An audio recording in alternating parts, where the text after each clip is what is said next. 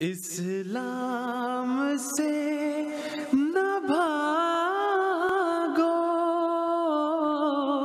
راہ خدا یہی ہے،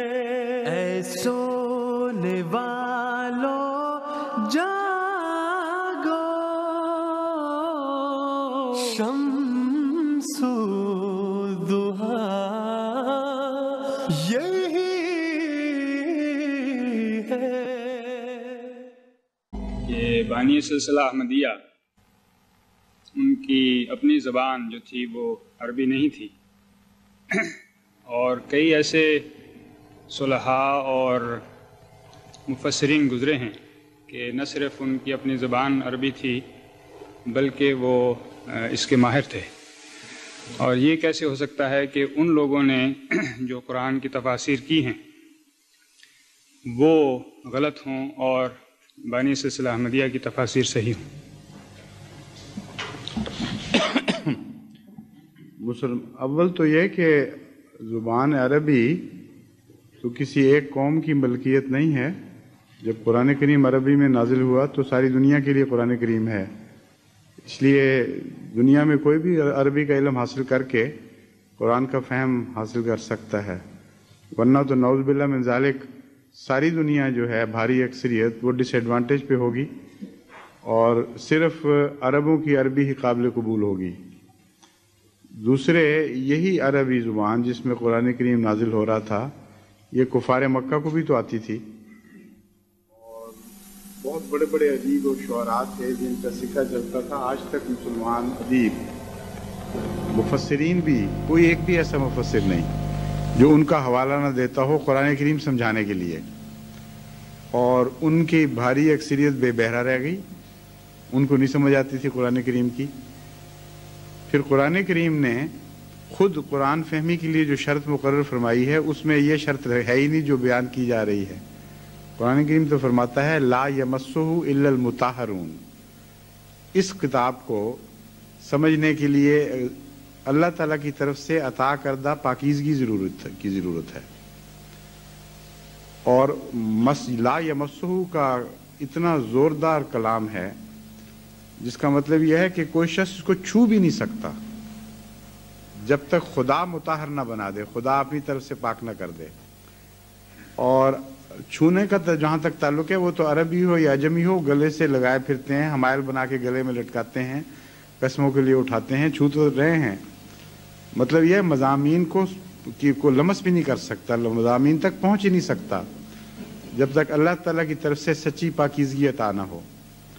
تو جو مضامین تو اس کے کھلے کھلے ہیں وہ تو سب پر مشترک ہیں، ان کو تو عیسائی بھی پہنچ جاتا ہے۔ مراد یہ ہے اس کلام کا عرفان خدا کی طرف سے خالص عطا کے بغیر نصیب نہیں ہو سکتا، اور اس کے لیے نہ عربی کی شرط نہ عجمی کی شرط۔ پھر مسلمان چوٹی کے علماء اور مفسرین تو وہ گزرے ہیں جو عجمی تھے۔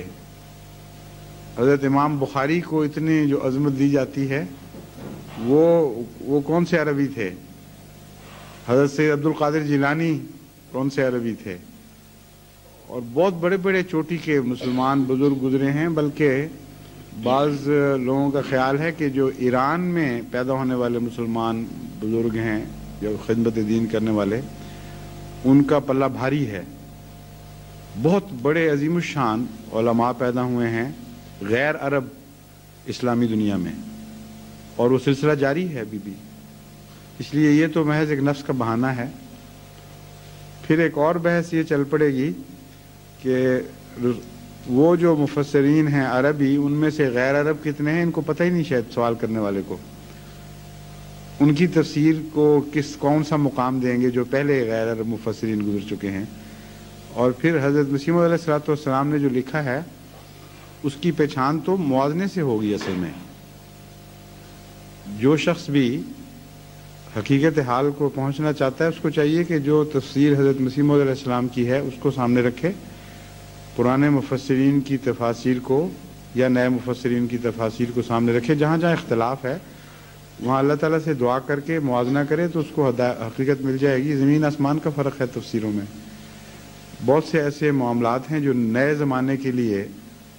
نئے سرے سے حل کرنے ضروری تھے، کیونکہ اسلام پر اعتراض نئی قسم کے علوم سے پیدا ہونے شروع ہوئے، لوگوں کے رجحانات بدل گئے، معاشرہ بدل گیا، سائنس نے عظیم تبدیلیاں پیدا کر دیں۔ ان امور کے متعلق تو بہرحال آج کی دنیا میں ہی کوئی مفسر پیدا ہونا چاہیے تھا، اور اس دور میں حضرت مسیح موعود علیہ الصلوۃ والسلام نے جو روشنی ڈالی ہے وہ آپ کے سوا سارے مفسرین کو مل کر بھی توفیق نہیں ملی کہ ان چیزوں کی طرف اس طرح اشارے کرتے اور سمجھاتے۔ اذ الاشار عطلت، اونٹنیاں بیکار کر دی جائیں گی، یہ جو سورہ مرسلات میں جو پیشگوئیاں ہیں ساری حضرت مسیح علیہ السلام نے آ کے کھولیں۔ اسی طرح جی سورہ تکویر میں، ٹھیک ہے، اور اسی طرح دوسری صورتوں میں جو